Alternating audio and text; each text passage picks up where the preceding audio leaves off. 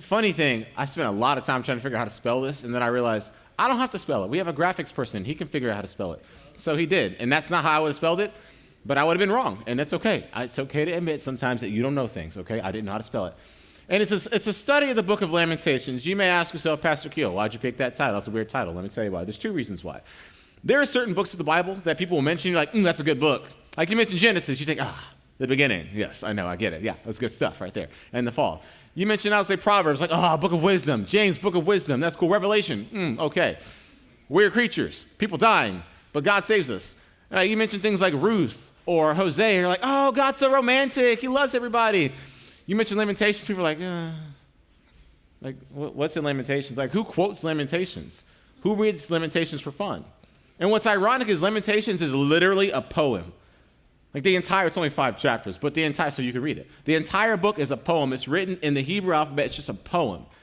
And as I was reading Lamentations, I realized that people sometimes, because I'm reading commentaries, they're just kind of like, it's Lamentations. Like, they're just complaining. Because that's the demeanor. It's like, this is our life, God. This is awful. And it made me realize that sometimes that's how I walk through life. Sometimes that's how we walk through life. We'll say, today was a good day. And then the next day comes, people are like, how was your day? It was a day. What does that mean? Anybody ever ask your parents, how was your day? And your parents respond with, it was a day? Yeah, okay. And then we get from that to like, it was a day, to now it's the, hey man, how's it going? Like, what does communicate?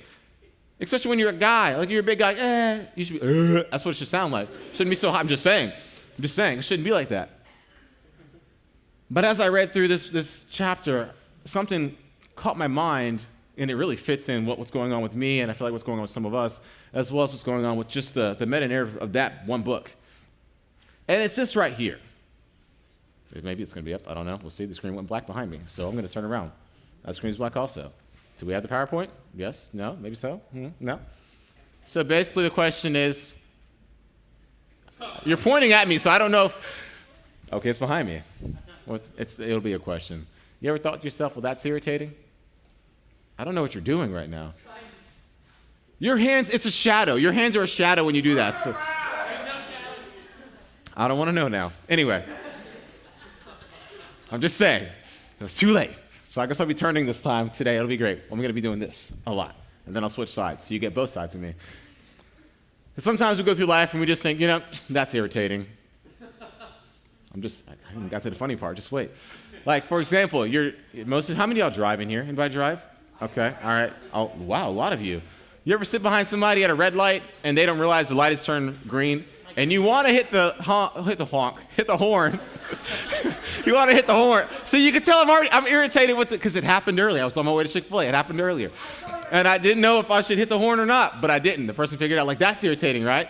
Or it's like, how many of you have siblings in here? Anybody have siblings? God loves you so much that he put a younger or older sibling next to you. And sometimes they walk out and they're wearing your clothes, and you're just kind of like, huh. And you gotta hold back because the Holy Ghost says, do not murder today. It's not worth it. And sometimes, how many of you like Sour Patch Kids? Anybody like Sour Patch Kids? Yeah, ice cream, that kind of stuff. Sometimes you put maybe a treat or a goodie away because you're saving it for later, and then you go for it and it's gone. Because somebody's like, I found it. You didn't find it. It wasn't lost. To find something means it was lost. Those are some things that, I don't know about you all, but those things irritate me. And so a question I wanted to ask is, what are some of the things that irritate you? It's a hypothetical, so don't answer right now because there's a lot of things that it could be homework, whatever, but we're not going to go through that right now. Because I realize that as we walk through life, a lot of things can irritate us. And sometimes when we get irritated, we tend to not just feel irritated, but we stay irritated. We become irritated. Because you can have a feeling, I can feel warm, and all of a sudden air conditioning comes on. I can feel hungry, then I eat food, or I can drink water because your body can tell the difference. Like, I can feel irritated, and then God reminds me, Akil, look at the great stuff I'm doing in your life. And I'm like, you know what, God? I apologize for being petty. However, there are moments in my life, as well as I think some people's lives as well, where I went from feeling to being irritated, and my irritation has made me a little bitter. Am I alone in here? Anybody else sometimes get a little bitter? Ever have a situation take place where you're just like, you know you were in the right and the other person was in the wrong, and you say, you know what, I'm a Christian, I'm going to forgive you. I'm going to do what's right. But when you see that person, you think about what they did wrong? Yeah, okay, you know, I could have put salty up there. I didn't think of that. But yes, bitter, salty, same thing now. So the question I have for y'all, and maybe it's going to be there, I don't even trust that. So what do we do when we're going from feeling irritated to feeling bitter? Because I know that the gospel tells me to forgive as I've been forgiven. And this, if you're a Christian, this will make sense to you. If you're not a Christian, you're going to be like, hold on now. I can feel bitter. You're right, you can, because you're not in the same identity as us. But you can be. It'll change your life forever. But if you're a Christ follower, there are moments in your life when you feel irritated, and you go from feeling irritated to feeling bitter, and it can cause some damage to not only you, but the people around you. So how do we handle those situations, and what do we do about it? Well, we're going to read a little bit about a story, and I want you to, at the end, tell me if this person or these persons handled their bitterness in the right way or the wrong way. So the story begins. Lamentations chapter 1. How lonely sits the city that was full of people. How like a widow has she become. She who was great among the nations, she who was a princess among the provinces, has become a slave. They may be asking, who is this she? Y'all remember we talked about Jerusalem and we talked about Judah and how God said to Judah, you guys are showing up to church on Sunday, but you guys don't care anything about me. It's fake worship.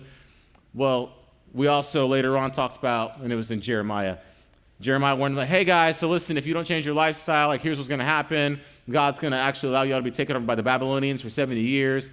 What has happened?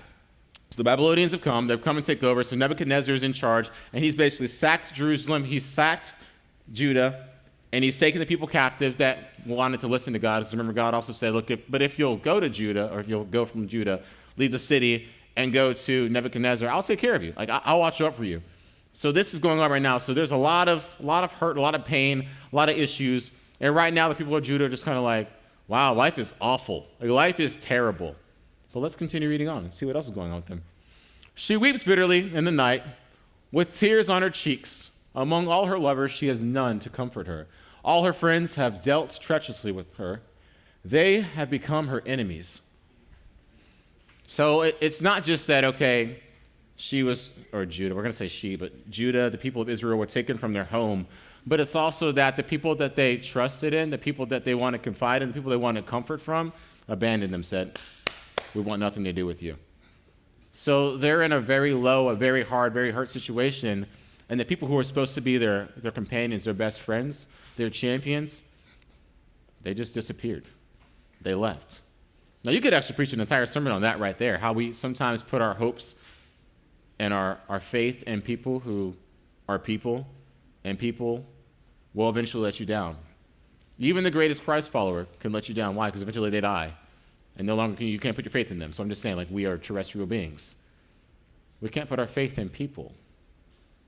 God warns us about that numerous times in Scripture, and what God's showing us is, hey, look, just to let you know, Judah, you put your faith in these people to protect you, to help you. You put your faith in the priests and in the princes and all these different people, and they left. The priests were corrupt. They were stealing money. The princes literally left it. The passage talks about the princes leaping away like stags, like deer.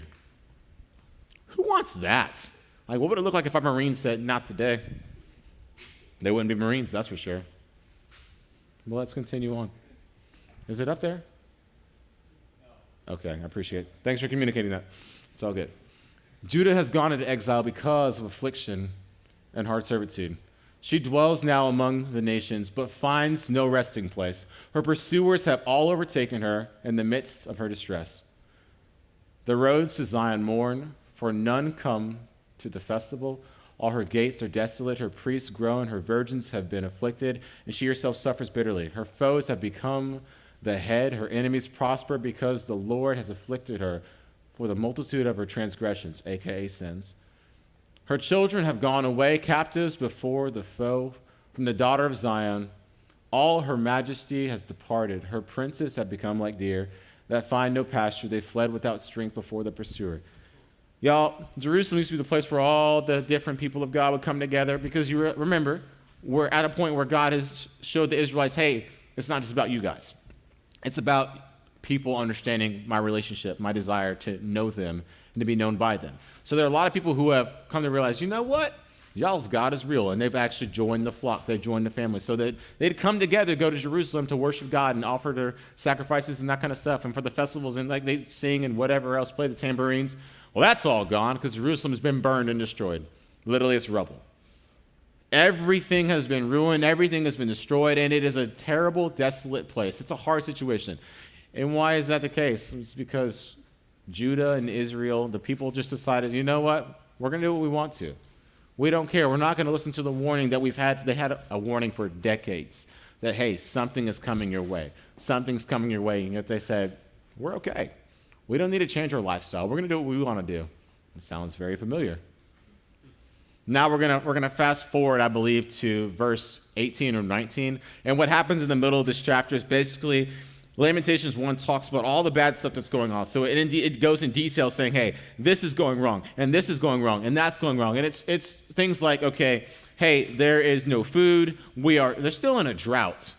Years and years of being in a drought. Like, you would think that they would try and do something different, but it's a terrible situation. But it's written in a poem, so it's very romantic.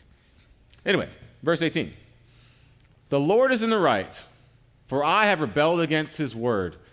But hear, all you peoples, and see my suffering. My young women and my young men have gone into captivity. So I'll just leave that up there for a moment.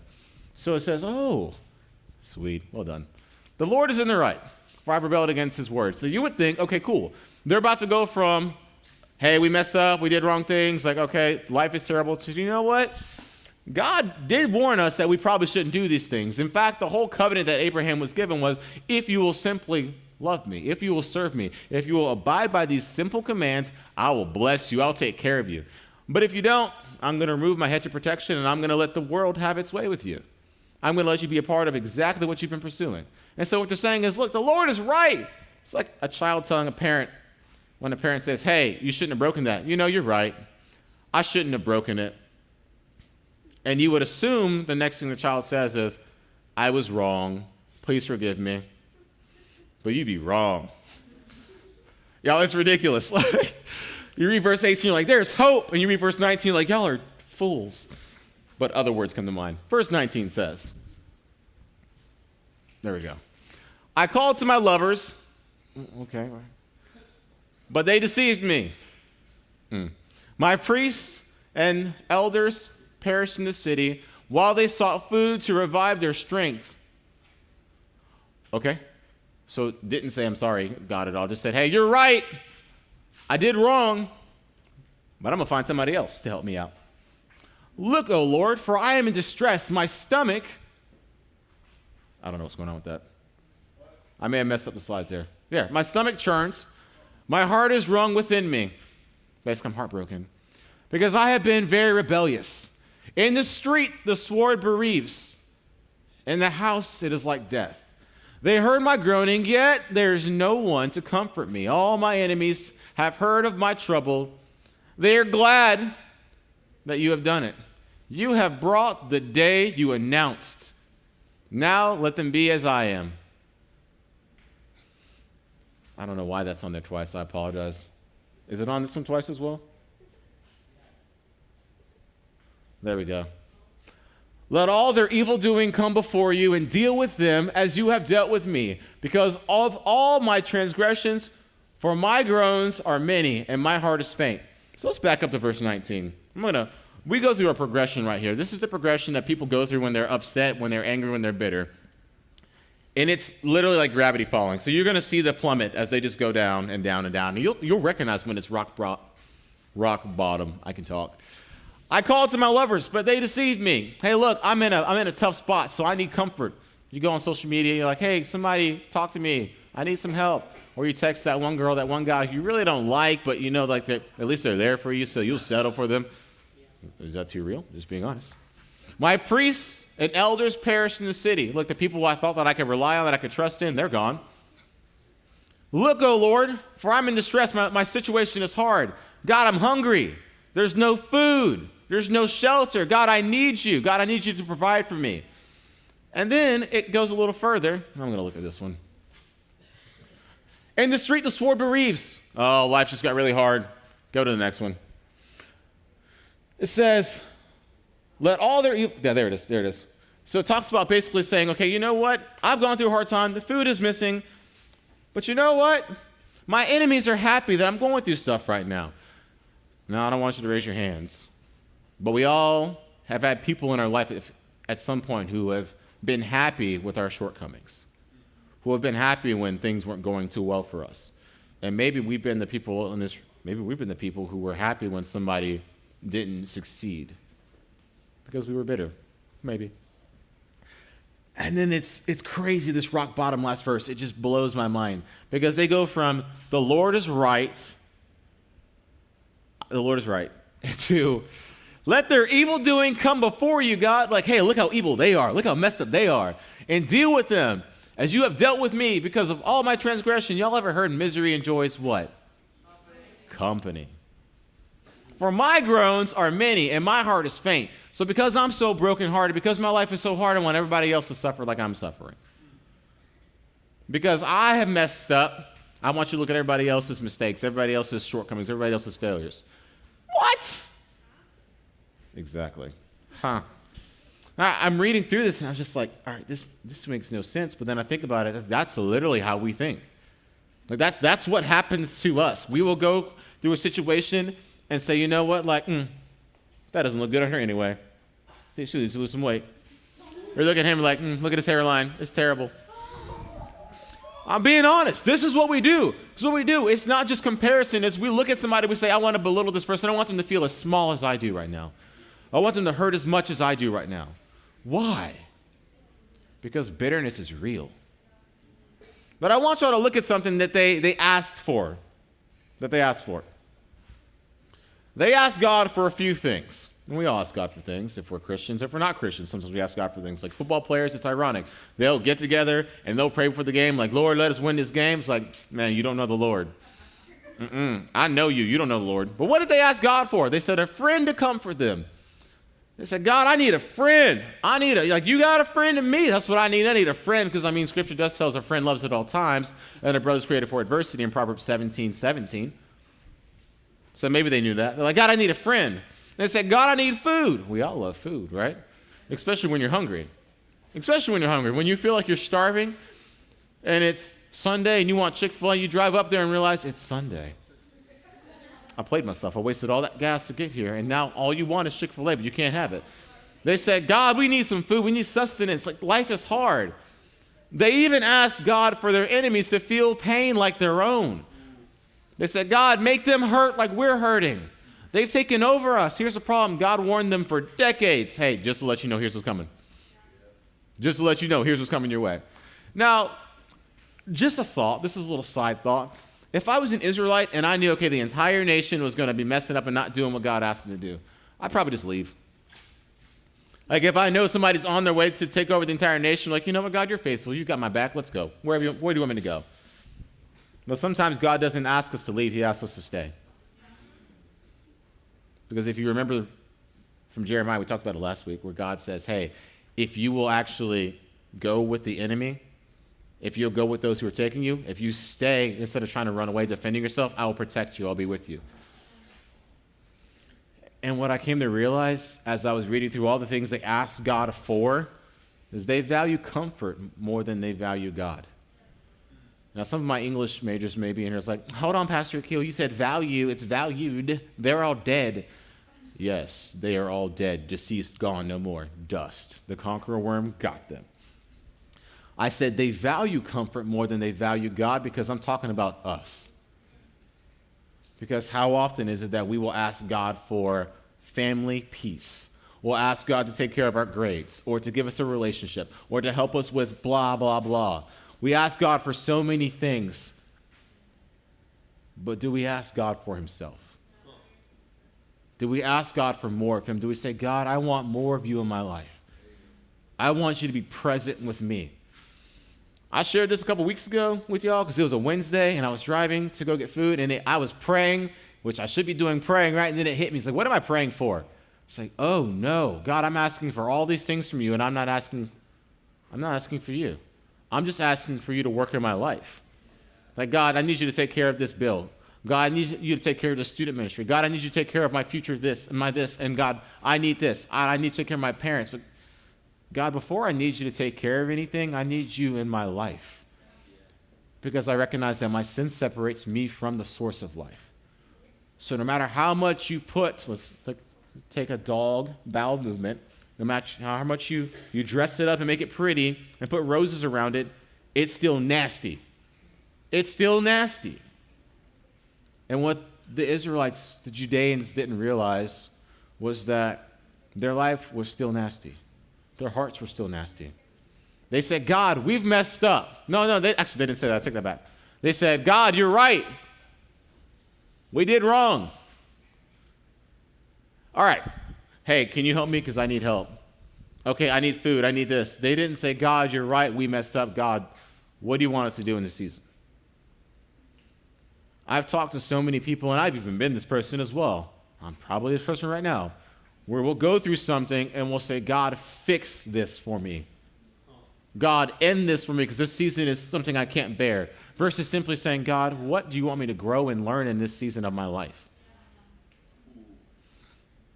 You do realize that God never gives you something, never allows something in your life that he cannot overcome through you if you're a Christ follower.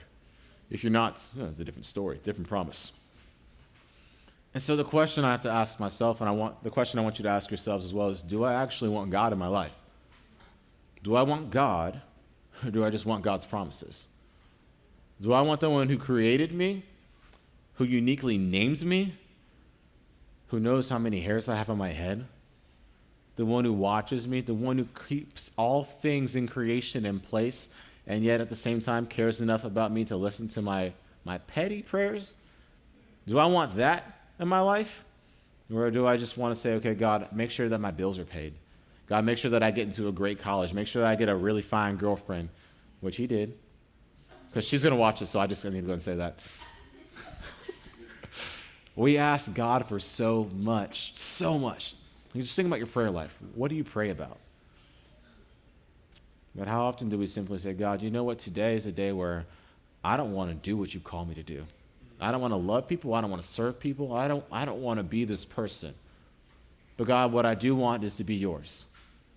So God, can you just bring me into your presence? Can you just help me to love you, to serve you, so that I can be who you call me to be today? And whatever comes out of it, comes out of it. God, if you make my life easier, okay, cool. If you make my life harder, okay, cool. If I have to move, okay, cool. If I have to stay here, okay, cool. Because whatever it is, God, I've got you with me. See, Jesus didn't lay his life down on a cross to make your life easier or better. He laid his life down on a cross to give you life. I think it's not Matthew. It's John 10:10. It says, the thief comes only to steal, kill, and destroy. But I have come that they may have life and have it abundantly. And then John 3:17 actually talks about God didn't send his son into the world to condemn the world, but to actually save the world, to actually save us. Like, he didn't come to say, hey, look, hey, you messed up. You all messed up. You already know you messed up. You know it. There's some moment in your life where you realize, you know what, that was the wrong choice. That was foolish. That was proud. That was self-centered. You know it's there. So what God asks us, hey, what are you going to do about it? Because you can acknowledge all you want. Yeah, I fall short. Yeah, I don't do what I'm supposed to do. Yeah, I lie. Yeah, I talk back. I drink. I smoke. I do these things. I'm having sex before marriage. I'm looking at porn. I'm doing all this stuff. But confessing it and saying, hey, I'm doing this, it doesn't do a single thing until you say, okay, God, I'm confessing this because I want you to replace that desire inside of me. I want you to remove that evil root inside of me, remove that seed of bitterness, of doubt, of insecurity, of fear, whatever it is, God, I need you to supplant it. Take the place of that with yourself inside of me. Because, God, this right here is not enough. And what's inside of me is going to destroy me. What the Israelites didn't do is they didn't ask God to actually work in their lives.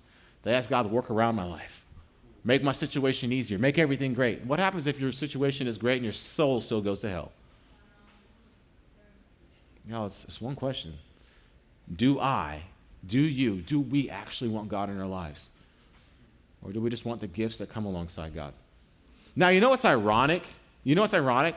Jesus promised something in the end of Matthew. Matthew chapter 28, verses 18 through 20. The last thing he says, can you go back to the thing where they asked for the things they wanted, like the things they asked for? He said, lo, I'll be with you even until the end of the age, which means I'm not going to abandon you. He tells us earlier in Scripture, actually, this is when he was leaving, earlier in Scripture. It's like, hey, by the way, I no longer call you XYZ. I call you my friend. It's like, it's not, hey, I'm master slave, master servant. I'm your friend. I'm your companion. In fact, as he's about to leave, he told them also, don't worry, I'm sending a comforter. So Jesus says, I'm your friend, and we also are sent a comforter. Okay, that's great. Ironic thing, we see in Zephaniah that God's going to throw a big old party in heaven for his people. There's going to be a banquet. All the Chick-fil-A minis you can eat forever. Sweet tea. Oh, look, no diabetes. Come on now. And what's amazing is all of a sudden there's a heart change because you say, okay, they're enemies to feel their pain, and you realize, you know what, my enemies will feel the same pain I'm going to feel. But I don't want them to feel that. I don't want them to feel the separation from God, because when we're on this earth, this is the farthest we're going to be from heaven. This is the farthest we're going to be from God's presence. And so when we have those hard days, those lonely days, the days where we feel like, you know what, God, I don't know if I can do this. That's what it's like for us to live in hell as Christ followers. And one day, the person who is your enemy, because either you are at enmity with God, you are a friend of God, or you're not a friend of God. God doesn't deal lightly with those who aren't his friends, those who don't serve him, those who don't have a relationship with him. So one day, those who have chosen not to know God, the ones who are your enemies, one day they're going to express your reality when life is hard and you feel the gravity of people's sins, people's situations, or maybe your situation, and you say, God, where are you? And they're going to feel that forever, but they're going to say, God, I'm sorry. I didn't know. And he's going to say, it's too late. It's too late. You had a chance. God gives every single person a chance to know who he is, to accept who he is. But there is an expiration date on every single one of you in this room's opportunity to know who God is, and that is the day you die. As soon as you breathe your last breath, time's up, it's done. And God's going to look at you and either say, oh, you are mine, or you're not mine. It's the life we live. There are a lot of verses that talk about confessing God and accepting God and believing in God, but really what God says is, do you want me or not? Adam and Eve, their sin was, we want this. We want this word. We want this knowledge more than we want God. God, you're not enough. Every single one of us, when we sin, all we're saying is, God, you're not enough. I want something else more than I want you. But God is patient enough to let you understand what it means to actually desire him. He says, you know what, guys? I'm going to let you see what it looks like to be outside of my blessing, outside of my grace. And yeah, he's still blessing them. He's still taking care of them. I'm going to let you see what it feels like to actually be a part of what you're pursuing. And then your mindset and your heart's going to shift. And you're not going to ask for my gifts. You're going to ask for my presence. And one day I'm going to give it to you. One day I'm going to come down to the earth in the form of Emmanuel, a baby born to set you free. And so I just want you to understand this simple question, and the answer hopefully you'll give yourself is, do I desire God? Do I want God? It should be yes. And if that's not the answer inside of you, if your answer truly is God, I would just rather have my family situation taken care of. I'd rather not go through this. I'd rather not go through that. Please come talk to me or talk to one of the adults. Like, we're safe people. I may not have all the answers, but I can tell you how God has redeemed my life, how he's fixed things that I didn't think were fixable, how he's overcome things in my life that I didn't even know needed to be overcome. And it wasn't because God had said, hey, can you fix this in my life? I said, God, can you fix me? God, can you help me to understand what it means to love you, to serve you? God, help me to understand what it means to love the people around me, because God, I don't have it in me. And God says, I will give you exactly what you need. I will give you rest. I will give you peace. I will take care of you. And as he gives that, as he gives himself, there are other blessings that come from it.